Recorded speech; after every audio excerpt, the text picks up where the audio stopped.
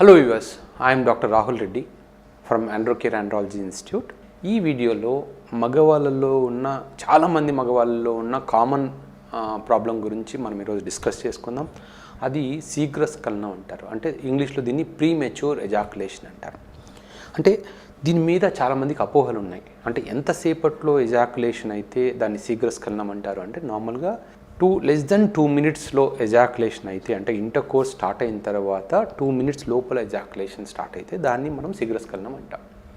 So దీనికి సంబంధించిన causes ఏంటి, అంటే ఎలా దీన్ని ఐడెంటిఫై చేయాలి, దేనివల్ల ఈ ప్రాబ్లం వచ్చింది? ఎందుకంటే ఎప్పుడైనా సరే ఒక ప్రాబ్లమ్ని మనం కంప్లీట్గా అండర్స్టాండ్ చేసుకున్నప్పుడు మాత్రమే మనం దానికి ఒక పరిష్కారాన్ని చూపించగలుగుతాం. ఎందుకంటే దాని డయాగ్నోసిస్ అనేది మనం చేయలేకపోతే మనం టెంపరీ మెడికేషన్స్ ఇచ్చి మనం కంప్లీట్గా క్యూర్ చేయడానికి అంటే చేయలేం.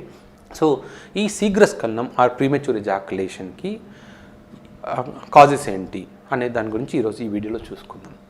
So first cause anxiety are excitement, అంటే సైకలాజికల్ ఫ్యాక్టర్స్.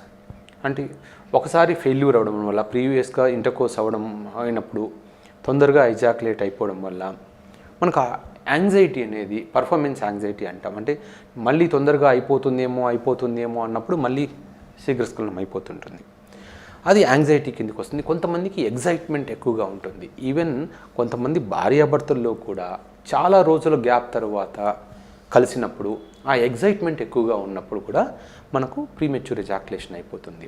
సో ఈ రెండింటిని మనం జనరల్గా సైకలాజికల్ ఫ్యాక్టర్స్ అంటాం. సెకండ్ తర్వాత కాజ్ ఏంటంటే హార్మోనల్ ఇంబ్యాలెన్స్. మనకు బ్రెయిన్ నుంచి రిలీజ్ అయ్యే ప్రొలాక్టిన్ హార్మోన్లో అబ్నార్మాలిటీస్ ఉన్నా, లేదా టెస్టోస్టిరాన్ హార్మోన్లో అబ్నార్మాలిటీస్ అంటే ఎక్కువ తక్కువ ఉన్నా, మనకు థైరాయిడ్ హార్మోన్లో అబ్నార్మాలిటీస్ ఉన్నా కూడా మనకి ఈ ప్రీమెచ్యూర్ ఎజాకులేషన్ అని వస్తుంది.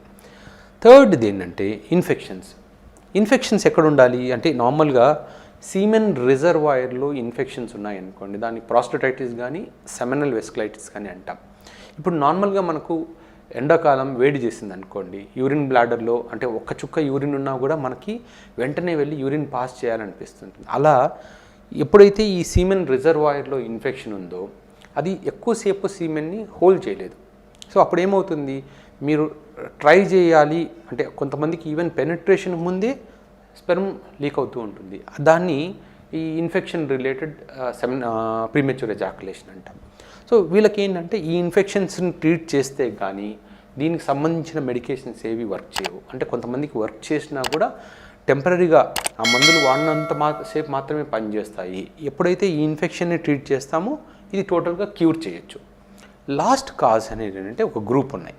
కొంతమందికి పెనిస్ మీద స్కిన్ సెన్సిటివ్గా ఉంటుంది. దాన్ని అంటే గ్లాన్స్ టచ్ చేస్తేనే బాగా సెన్సిటివ్గా ఉంటుంది కాబట్టి దాన్ని సెన్సిటివ్ గ్లాన్స్ అంటాం. సో వీళ్ళకి ఏంటంటే ఆ గ్లాన్స్ సెన్సిటివ్గా ఉంటుంది కాబట్టి వాళ్ళకి అది టచ్ అవ్వగానే ఆ సెన్సేషన్కి ప్రీమెచ్యూర్ ఎజాకులేషన్ వస్తుంది. కొంతమందికి ఏంటంటే ఫంగల్ ఇన్ఫెక్షన్స్ వల్ల ఆ గ్లాన్స్ టిప్ మీద ఉన్న స్కిన్ కూడా పలచబడిపోతుంది. అప్పుడు ఏమవుతాయంటే అక్కడ ఉన్న నర్వ్ ఎండింగ్స్ బయటపడిపోయి అక్కడ ఎప్పుడైతే ఇంటర్కోర్స్ స్టార్ట్ అవ్వగానే ఆ నర్వ్ ఎండింగ్స్ స్టిమ్యులేట్ అయిపోయి ఎజాకులేషన్ అయిపోతుంది. రెండోది రిసెప్టార్ లెవెల్ ప్రాబ్లమ్స్. అంటే బ్రెయిన్లో ఉన్న డోపమిన్ రిసెప్టర్స్ కొంచెం యాక్టివేట్ అవ్వడం కొంచెం అటు ఇటు అయితే కూడా మనకు శీఘ్రస్ఖలనం అయిపోతుంది. అలాగే న్యూరలాజికల్, ఈ ఇన్ఫెక్షన్స్ వల్ల పెనిస్ నుంచి ఏదైతే ప్రాస్టేట్ నుంచి పెనిస్కి వచ్చే నర్వ్ ఇరిటేట్ అవుతుందో దానివల్ల కూడా మనకి ప్రీమెచ్యూర్ ఎజాకులేషన్ అవ్వచ్చు. లాస్ట్ది మనం ఇందాక ముందున్న చర్మం అంటే పెనిస్కి పైన ఉన్న చర్మం మనకు టైట్గా ఉండడం వల్ల కానీ అది కొంచెం టైట్గా పట్టేసినట్లు ఉండడం వల్ల కానీ మనకు ప్రీమెచ్యూర్ ఎజాకులేషన్ ఉండొచ్చు. సో మనకు ఈ వీడియోకి ఎందుకు ఇంపార్టెన్స్ అంటే ఈ ప్రీమెచ్యూర్ ఎజాకులేషన్ అనేది ట్రీట్మెంట్ అనేది కొంచెం కాంప్లెక్స్. మనకు దానికి సంబంధించిన మెడికేషన్స్ ఓన్లీ 3-4 మెడికేషన్సే ఉన్నాయి. మీరు ఏ డాక్టర్ని కలిసినా కూడా 3-4 మెడికేషన్సే ఇస్తారు.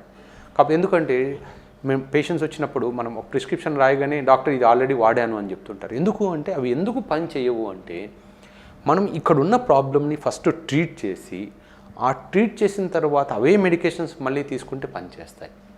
సో మనకి ఎప్పుడైనా డయాగ్నోసిస్ దీన్ని ట్రీట్ చేయాలి అంటే మనం ఈ 4 వాటిలో ఎక్కడుంది మీ ప్రాబ్లం ఐడెంటిఫై చేసి ఆ పర్టికులర్ ప్రాబ్లమ్ని మనం ట్రీట్ చేయగలిగామనుకోండి దీన్ని టోటల్గా క్యూర్ చేయొచ్చు. ఓకే వ్యూవర్స్, దీని గురించి మీకు ఇంకా ఏదైనా డౌట్స్ ఉంటే మమ్మల్ని కామెంట్ సెక్షన్లో అడగండి. దీనికి సంబంధించిన ఎలా ట్రీట్ చేయాలి అనేది కూడా మేము వీడియోస్ పోస్ట్ చేస్తాము. Thanks for watching. Please subscribe to our channel.